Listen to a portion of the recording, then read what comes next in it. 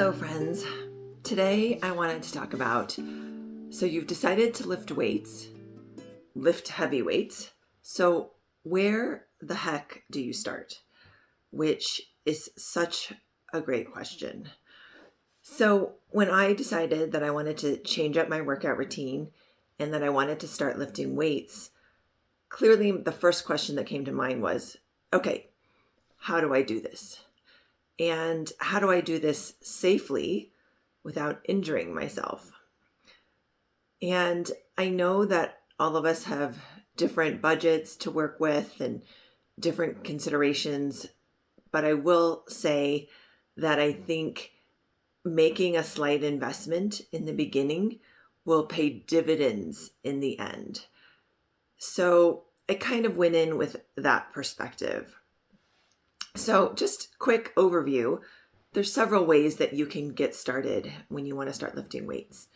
Now, if you're already comfortable with lifting weights, you can clearly go to your local gym. You can go to your local rec center. You can work out in your home gym if you have one downstairs, or you can even start a mini home gym. And there's just several ways that you can start. For me, I really wanted some one-on-one guidance. I hadn't lifted weights since I was in college. I feel pretty strong, but I also didn't want to jump in too fast, too quickly.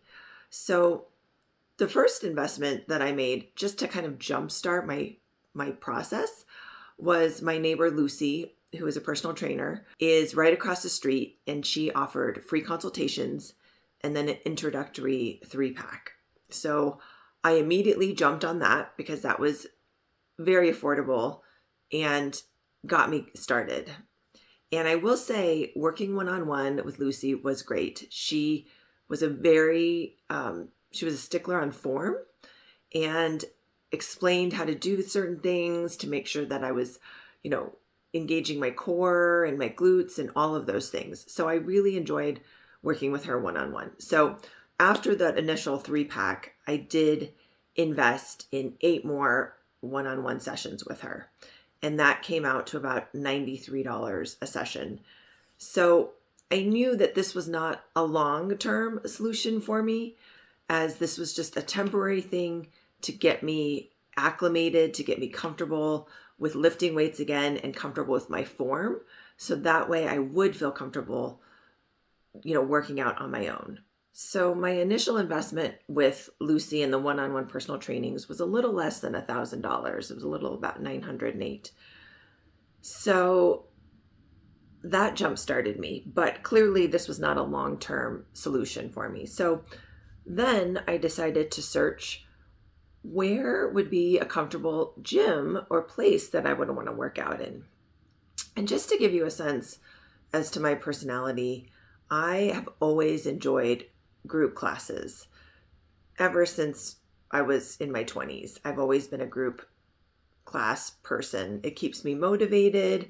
I like the community, and it just keeps me accountable. So ideally, in my fantasy world of the ideal weight places to work out would be a women's only gym with small group personal training sessions that are within my budget. So I went to the internet, and I'm in Denver, and I searched women only gym, Denver, Colorado. And 3 places popped up. One was Vibe Wellness Collective, which looks pretty cool. Unfortunately, it's a 30-minute drive one way from my house to this place. So it was not an option for me. I don't want to drive more than 15 minutes to where I'm going to work out at if I'm going to be doing this 2 to 3 times a week. And then the other 2 that came up, one was Divine Feminine Fitness, formerly known as Cali Strength, and then Kalo Fitness, which is in Wash Park.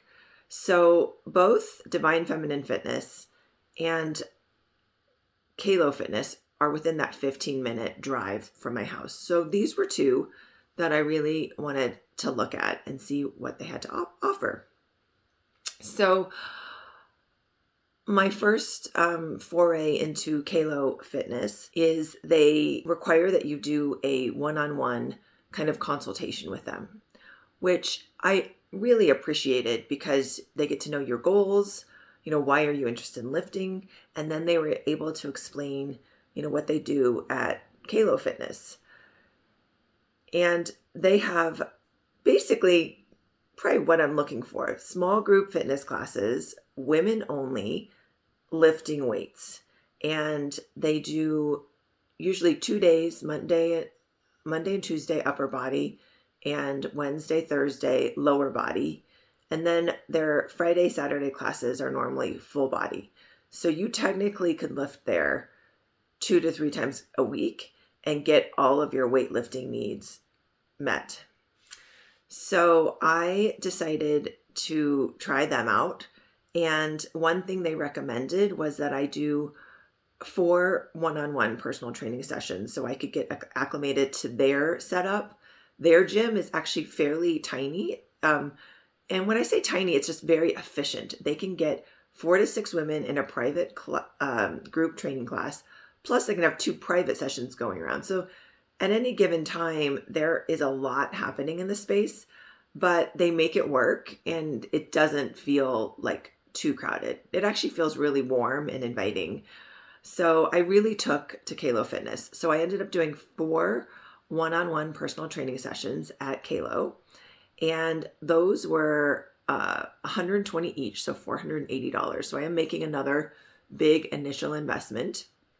But then after that, I was able to move into their small group training sessions, which come out to $65 a class. So not as reasonable as what I would like, but one of the advantages is I have an HSA, a health savings account. Because my health insurance is a high deductible plan, I qualify to open a health savings account. And for those of you that don't know about this, please do a little bit of research and open one up. Basically, it's a tax-free health savings account that you can open at any major banking institute. You get your own health savings debit card, and you can pay for doctor's visits, prescriptions, medications, a ton of stuff, massages, chiropractic visits. But since I have arthritis in my knees, personal training, physical therapy is also covered under my HSA. So I am able to use my health savings account, which is a pre-tax bank account, to pay for my fitness classes at Kalo Wellness. So that made it easier for me to stomach putting out over $500 a month towards weightlifting sessions, because I go twice a week to Kalo Fitness. I go Tuesdays and Thursdays, and then I try to do a third lifting day on my own. But with all of that said, you get what you pay for, because every trainer at Kalo Fitness, they really know what they're doing. They really keep your eye on you. The classes stay small, and they have great resources too. They have a wonderful weekly email newsletter. The space is clean and welcoming. So I cannot say enough good things about Kalo Fitness. So I have been going there twice a week now for a little over 3 months. And I've really enjoyed the community, and I've enjoyed learning and getting stronger. It's been really a really great fit. But I also know that $500 a month plus is not sustainable for everyone. And it's kind of nice to mix things up. So I also wanted to check out Divine Feminine Fitness, which they also offer group classes, but their classes vary. They have a boobs and barbell class, which I went to, and it's an Olympic weightlifting class. And we spent the whole hour basically doing the clean and jerk, which is an Olympic weightlifting move. And so that was not necessarily my cup of tea or what I wanted to do. And they don't have any onboarding process. So I kind of felt like I was just kind of making things up as I go and just trying to figure out how you navigate through their system. So I think now that I've been working out with Lucy and I've been to Kalo now, I decided to go back to Divine Feminine Fitness. And instead, I tried one of their strength and sweat classes. And it was definitely more in alignment with what I was looking for versus Olympic weightlifting. It was more lifting of different body parts, and it was kind of a set sequence. But the class was large. There were like 10 women to one trainer for the class. And I think had I not had the one-on-one training before, I think it would have been possibly dangerous for me to go into such a large class, just kind of watching what other people were doing and then trying to lift. So I guess I say that I feel like Divine Feminine Fitness is for a time when you are maybe a little bit more comfortable with lifting and you feel comfortable going in on your own and being in a larger class and following along, but knowing that you have good form, and then backing off when you know that you're doing too much, and also kind of knowing what your max is. So I think this was a great option now that I'm more familiar and comfortable with lifting weights. So you ultimately cannot beat Divine Feminine Fitness's membership fee, though. It's super affordable. I believe their monthly membership is $93 a month, and that includes unlimited gym access to their women-only gym and 4 classes a month.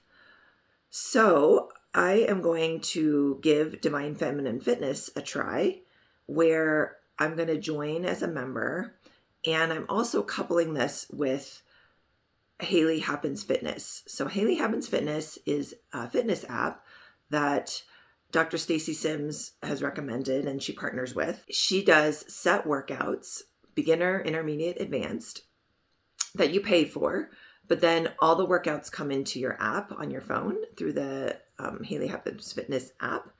And then you can literally complete each workout. So what it does is it progressively builds on each workout. So you're getting almost, you're basically getting a personal training protocol without the actual person there to do it. You have to do it yourself. So I am going to try to do that at Divine Feminine Fitness, go there for open gym, and try to do the Haley Happens Fitness workout routine.